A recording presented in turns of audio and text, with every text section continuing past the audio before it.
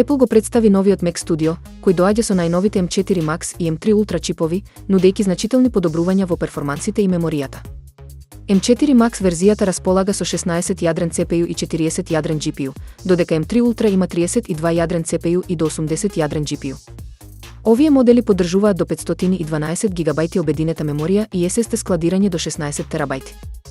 Конективноста е подобрена со Thunderbolt 5 порти, HDMI и 10 гигабајти Ethernet. Почетната цена за M4 Max моделот е $1999, додека M3 Ultra стартува од $3999. Преднарачките веќе се достапни, а уредите ќе почнат со испорака од 12 март. Со овие подобрувања, Mac Studio останува врвен избор за професионалци кои бараат моќен и компактен компјутер. Според неодамнешниот извештај на Digital Entertainment Group, продажбата на физички дискови во САД во 2024 година паднала за 23% во споредба со 2023 година, достигнувајќи $959,6 милиони. Ова представува пат од 94,2% во однос на рекордната продажба во 2006 година, кога продажбата изнесувала $16,6 милиарди.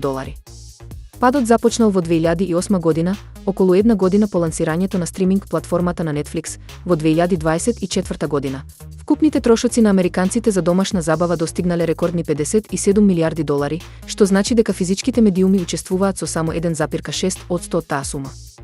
Големите трговци на мало, како Best Buy, Target и Walmart, или се повлекоа или престанаа да продаваат DVD и Blu-ray дискови, што укажува на можно целосно укинување на физичките медиуми во блиска иднина.